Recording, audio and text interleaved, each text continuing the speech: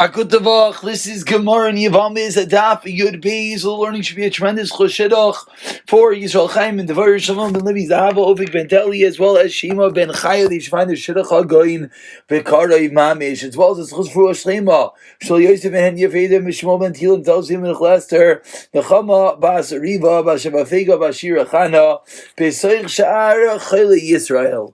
First of all, an apology on the lateness of today's shir due to the Purim festivities on Thursday and Friday.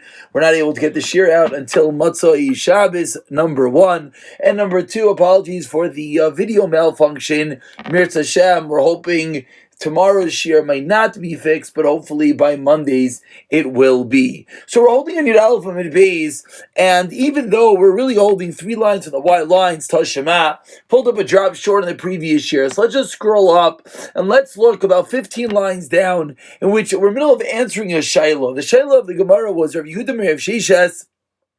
And the truth is, it's a beautiful chazara, very, very important, as we're going to continue in the theme of the same exact shayla all the way into today's Daf Amid Aleph before we get to a new theme. So the shayla of Rav Yehuda Rav Sheshes is about 12 lines down. The first one in line of Ba'i Minei on Yud Aleph Amid Beis was Hamachzir Grushasai Mishe Niseis Umeis Seirasa Mahu. And the question is, someone divorced his wife, and halacha is, you're allowed to remarry your wife, your divorcee, only if she does not marry someone else. If she goes and she marries someone else, then you are forbidden from remarrying her. But someone went and remarried her be'eser, and then that person dies. What is the status of the tsarais of the co-wives? And we've been trying to bring rayas back and forth. So says the Gemara now, 4 lines from the bottom, Tashema, Hamachzer Gushasei Misheniseis, someone remarries the Grusha after she was already married to another man, then he dies, he Vitzarasa Chaletzes, says the Brisa very clearly, she and the Tzara have to do chalitza. He even tzarasa. Really? They both do chalitza? Of course not. As Rashi points out, there's no such thing as ever having a double chalitza. Ella, what must the brisa mean? Either he or either she, or the tzara does chalitza. But what do we see from the brisa? Seemingly we see that yibam's not an option. Seemingly we see that there's only chalitza. Says the Gemara, do we not already answer up the shayla? Meaning, if you're already reinterpreting the words of the Brisa, we'll reinterpret it as well. Tritzachi say as follows, He chayletzes, if you're ready taking the Brisa and switching the words around, so we'll switch it a bit more to say that she does chalitza and tzara potentially could do yibam over here. Now Taisus over here, just to point out parenthetically, is a bit bothered because to say that the words he vitzarasa means ohi oitzarasa makes a lot of sense, because avav can mean and avav can mean or. But to say that it means that she does chalitza and that tzara does chalitza or yibam, that's not so simple in the wording, but that is the Gemara's starts. Continues the Gemara, so we don't have an answer, and we really leave it at that. And now the Gemara is going to go and be a bit repetitive and really go through the same shaklavataria through the eyes of another Amayra. So Amar Rav Chia Barabba on the first white line, Rav Yechlan Boi. Rav Yechlan had the following shayla. Hamach Gushaz Mishinis Yisrael Samau. What's the status of the tzara? Amar Lei Rav Ami. Why are you asking about the tzara? Why don't we ask about she herself? Why don't we say, is she herself the woman in which this man remarried and then he died? Why don't we ask if she herself could do yibam? He Gufa says, look, no, we didn't have a shayla about she herself. Why not? I mean, a kal v'chaymer. We could say the following kal v'chaymer. B'mutter la asura v'asur la loikal shekain. What exactly does that mean? The one that was mutter asura, she became asur. Again, we're discussing a man marries a woman. He divorces her. She goes and marries someone else. He then goes and remarries that woman. Once she went and married someone else, she was asur to her husband. So the person in which she was originally mutter to, her husband, she subsequently became aser.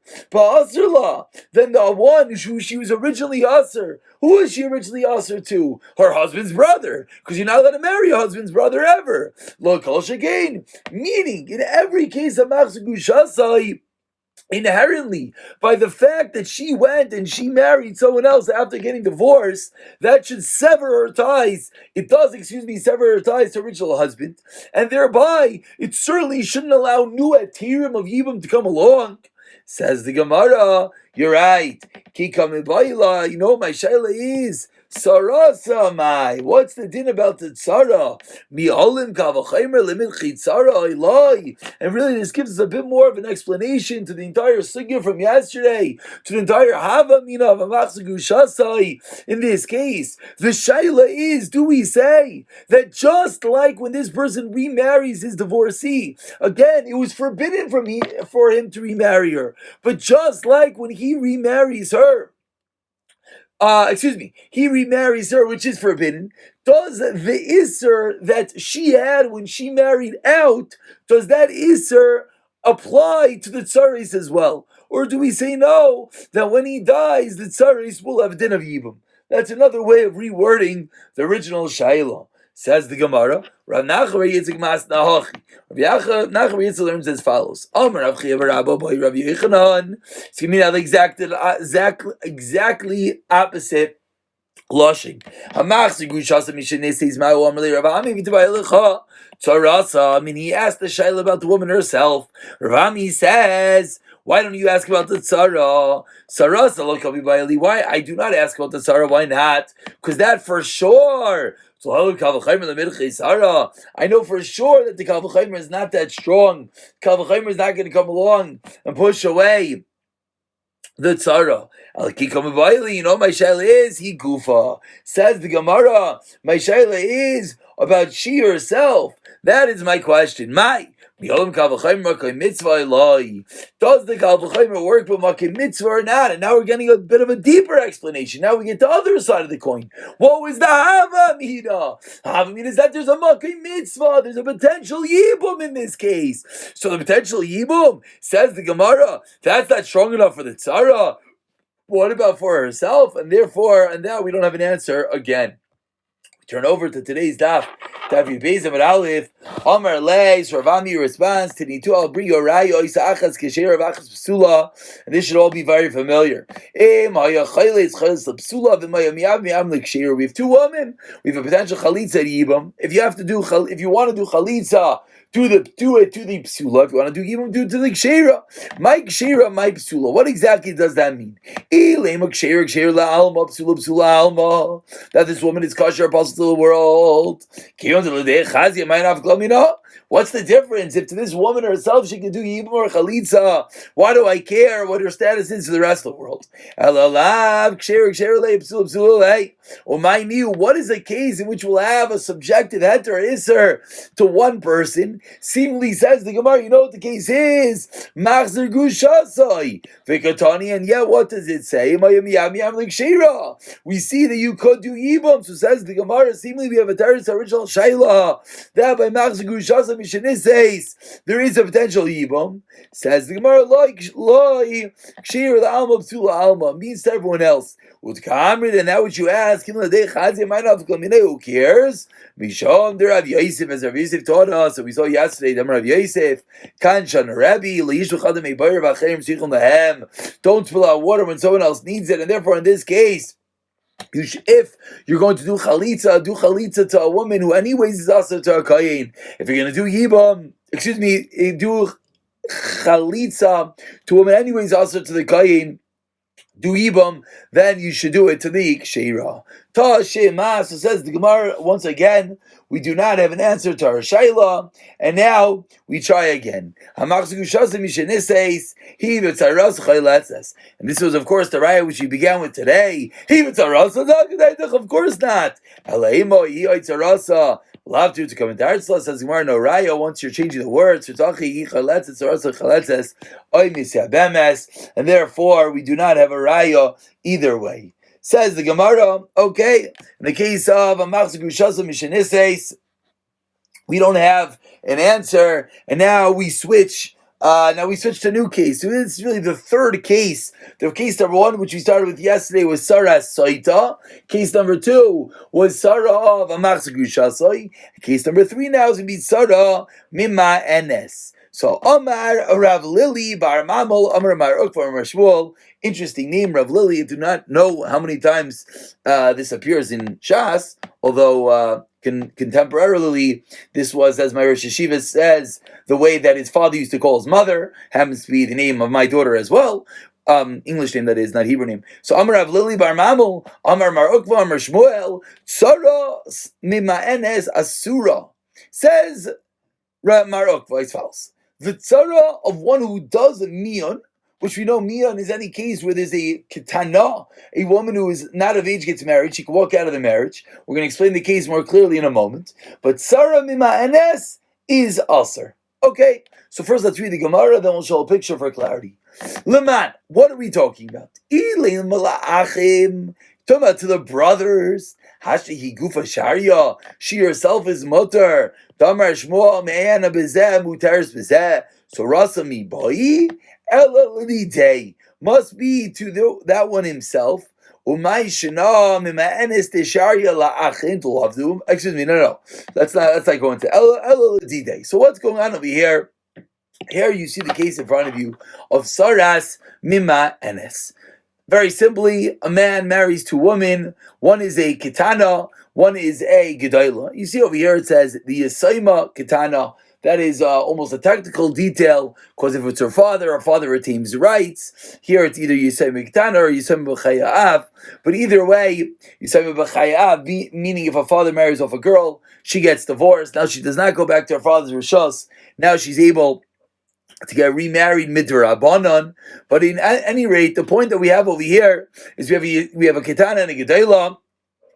Normally, what's the story? Story is when the person dies, here labeled as Baal, the person falls to Yibam on a deraisa level. But over here, what is the story? The tzara mima enes. The case is going to be, well, actually, let's let this play itself out, for one more moment. In the bottom picture over here, it shows us that if the ketana is an erva, then what do you have to do? Then you have to chalitza, not yibam. But we go to the, excuse me, there is no picture of this. So let's just, sorry, I thought we had a picture. Apparently we don't. Apologies. So let's just speak this out outside with this picture open in front of us. That what happens when this ketana does miyon? What is miyon when she walks out of the marriage? She just says, I'm not interested. Anytime a girl is married off before she's a gedayla, she doesn't need a get. She's allowed to just walk out of the marriage. But the question over here is, she walks out of the marriage, says Shmuel, the tzara in this story is aser. So the Gemara wants to know, who is the tzara aser to? If you're going to tell me that she's aser to the brothers, how does that make any sense? Why not? Because the reason it's an issue is because she herself, after she does miyan, the halacha is, she's allowed to go marry whoever she wants. So you're going to tell me, we have a girl, let's call her Rachel. She does miyan to her husband, she's 12 years old. She wants to go marry her husband's brother. That's allowed. So you're going to tell me she's allowed to marry her husband's brother, and Sarasa Mibai? How could that? Doesn't make any sense. Of course. So what would the case be that Sarah Mimanes is going to be Asura? Ella, what must the case be? Lidi Day. That the one in which she went and did miyan to that guy, that Sarah is not allowed to marry. Now ask the Gemara, I don't understand. When she does miyan, what is the story?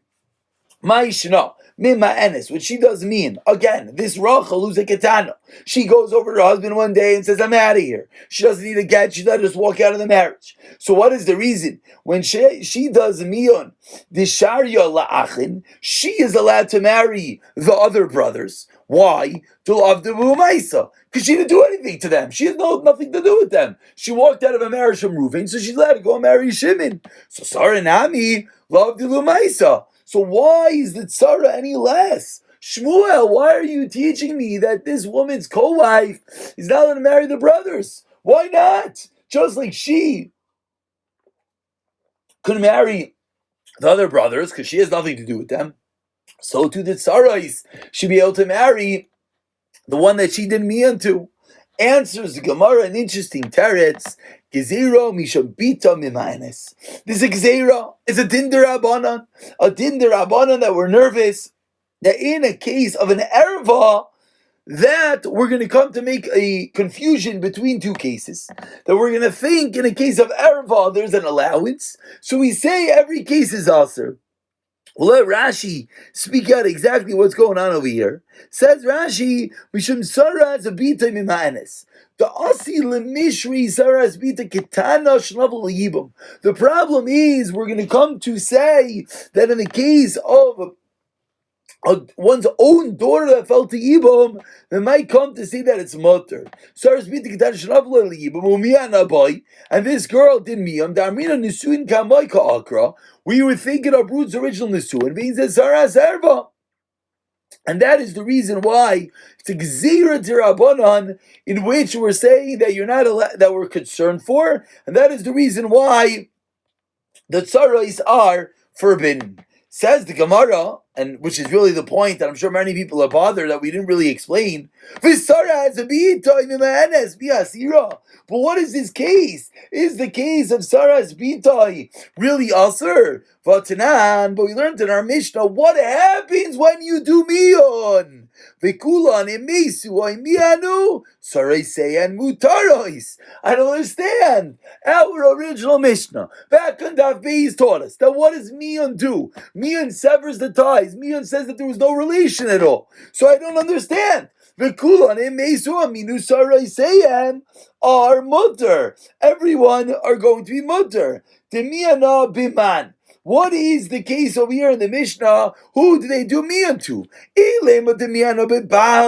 If she did miyan to her original husband, meaning before he died, she did miyan to him. Hainu grusha. That's the same exact case of divorce. What's the case of divorce? Rachel's married to Reuven. Reuven divorces Rachel. Now what's the story? Reuven and Rachel have no shaykhs to each other. So now when Reuven dies, can Reuven's other wives do Yibam to someone who was originally related to Rachel? Of course. Because Reuven divorced Rachel, she's no longer part of the picture. So if Mian was the same case, that this young girl went and walked out of the marriage from her husband, why would there be any difference between that and the case of Gerushin?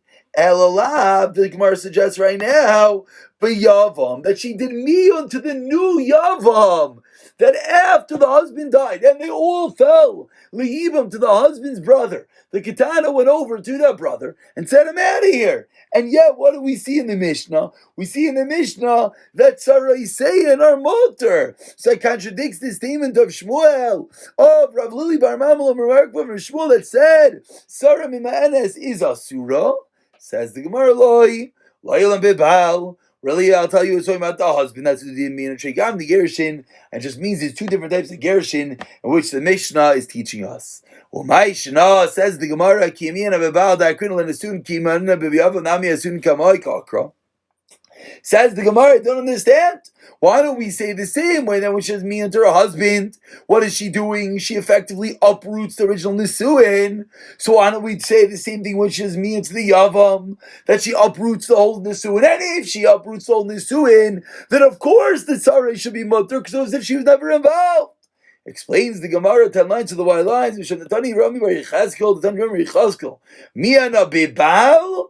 Mutaris Aviv. If a young girl does mian to her husband, she walks out of the marriage, halacha is her husband's father, her ex-father-in-law, or her original father-in-law, we'll call it, she's now mutter to, because it uproots the entire marriage. But Yavam, if she does mian, if she goes over to the Yavam and she says, I don't want this, Asura Laviv.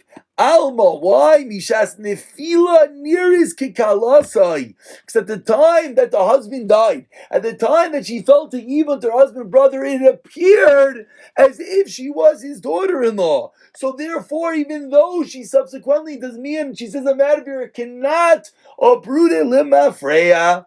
Hachinami mishas nefila nearas kitsaras bito. When it falls at the time of the death, it looks as if it's the saras bito, and that's the reason why it's going to be forbidden. And now we go on to a new case. Amar Avasi Saras Ailanis. So we had Saras Machzigushasai. We had Saras Mimanes. Now we have Saras Ailanis. Ailanis, a woman who's unable to give birth, a woman who after age 20 is looking at her children.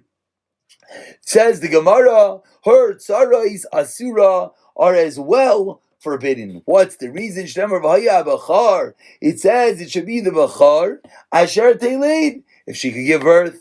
This comes to exclude an islandess. Since an islandess cannot have a child, therefore she is excluded from the parsha of Yibam and Chalitza, and therefore as well, the other co-wives are excluded as well. Sheina is because she cannot give birth. Three brothers are married to three women who may and one of them dies. And the second one does Maimer. What is Maimer? Maimer is Kedushin to the Yavam. They do Kedushin to Yavam. It's a Kedushin to Rabbanon. Yibam is affected through a Biyah, through which is Nisuin. Maimer is a form of Irisin, which is the Rabbanon works to the Yavam. So Vasaba Sheni Maimer. So one brother dies, the second one does Maimer, who makes and he dies. Hareelu Chayletz Elohim Yisabemes. The halacha is they have to Chalitza and Ayibam on the first white line. What's the reason? Shenemar. If one of them dies, the Yavam should sleep with her. The Yavam, should sleep with her.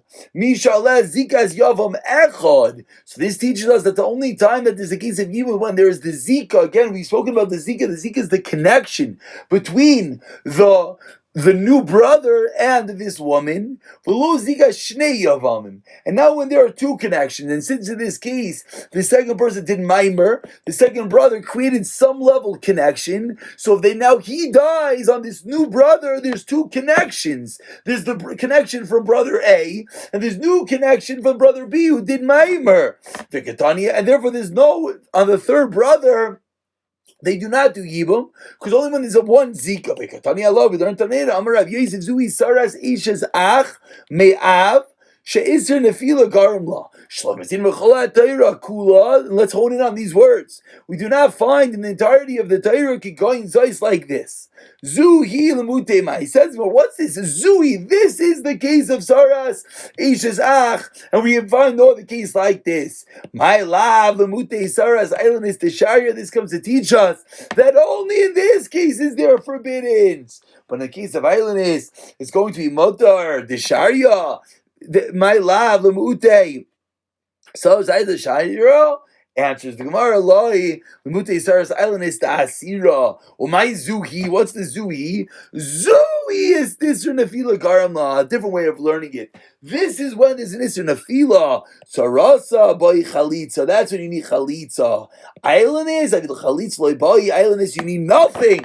My time, what's the reason? Hadasura, Hadirabanan. Says the Gemara, you know what the reason is? Because in the case of the islandist, there's an Isser Daraisa, so you don't even need Chalitza. And this new case, in the case of the double widow, in the case of the Shnei Zikais, that is an Isser Derabanan. Tanan asks the Gemara again, 3 lines to the bottom.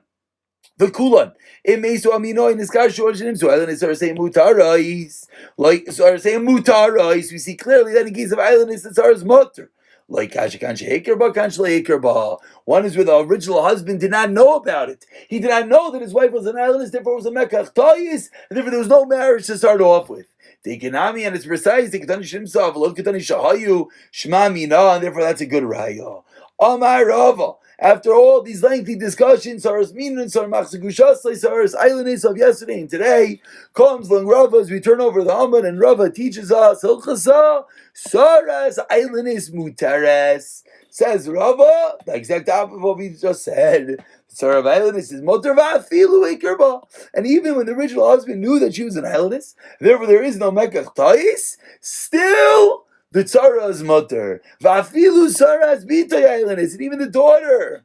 Ve'alaha dekatani shenimsu. What do we do with the Mishnah? Tanisha hayu. Learn that it was. We always knew that they were an islandis, and yet still says a Rava, it's going to be mutter. Seemingly, Rava is arguing on the drasha that we said in Amud Aleph. Says the Gemara, Ki asa Ravin, and we're not done yet. Amar Rav Yechon achasar memenes achasar islandis achasar machzushasai kulam mutarais. Okay, Gavaldik. Just like we just said, all these cases, it's mutter. Tani Ravibi Kamed Rav Nachman. Says the Gemara. Now we're going to actually go into the end of the Mishnah, and it comes out that we basically have a massive machlekes over here, whether there's going to be an Isser or not in all these cases of Sarais. From yesterday and today, Sarah Mima'anes, Sarah Sa'elane, Sarah Machzagushasai. Yesterday, in the majority of today's shir, we learned that there's going to be an Isser. Now says the Gemara, in all these cases, it's going to be Mutter. Says the Gemara. Now we go into a bit of a different case, which is going to touch upon the Seifa of the Mishnah, which is really going to bring us to the end of today's shir. Three women are allowed to have tashmish using a moich, literally is like a pad. This is a very primitive condom, we could call it, but really it goes into the woman's body, in which what it does is it prevents conception. It soaks up all the zera so that the woman cannot become pregnated. So there's three women that are allowed to have tashmish with this type of device in order to prevent them from becoming pregnant. Who are the three women? Kitana Muberes Venika. Why? Kitana, a young girl, she might get pregnant, and it's a sakana for a young girl to get pregnant, she might die. Mubaris, one who's pregnant, maybe it's going to cause that her fetus inside of her is going to die. Meinika, a nursing woman, she might come to wean her son. She might not give her a nurse or kid anymore, which was not Chazal, was also a sakana. Yevamos. Vezi kitana. What's a kitana? From 11 years to 12 years.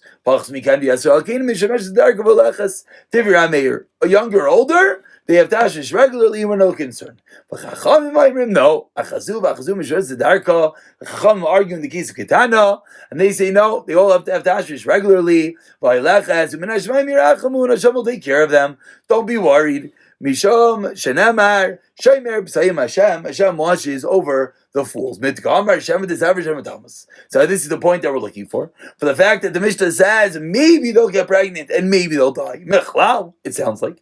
There are times that a Ketana could become pregnant, and she won't die. And if there's a case of a Ketana going pregnant and having a child and not dying, seemingly, what do we see? Seemingly there's a case in which we could have a potential Yibum situation with a mother-in-law. And therefore, it comes out that there will be a potential case of a mother-in-law and a case of Mian. But ask the Gemara, Utanan, but we learned in our Mishnah, we said in our Mishnah that all these cases are impossible, because seemingly we thought that a Ketana can never have a child. But here we see that there is a case of Mian. Mian is only by a Ketana. So that means if we find a case of a Ketana being a mother-in-law, that means there could be a case of Mian with a Ketana, contradicted by our Mishnah. Answers the Gemara, Ima Shema Tisaber V'Tamus. No, not Shema Tisaber V'Shema Tamus. Maybe she'll become pregnant and die. If she becomes pregnant, it's not a maybe she'll die, she's for sure gonna die. Tamarabba, Bar Luvoi, Gevol Yesh Lakodim Azman Azeh. There's a boundary before this time. Eina Mesaberes Kolei, she doesn't become pregnant. Feich Azman Azeh, he Mesav Averes Ve'ubra Mes. Then she's able to live, and the child can live. So it changes the Gemara that it's not a maybe she'll die, it's maybe she'll become pregnant. But if she becomes pregnant, she'll for sure die. Therefore, there's never going to be a case of Mion with a Ketana, or with a mother-in-law, excuse me. If I'll ask the Gemara, is that true about any Rabbi or Shmuel?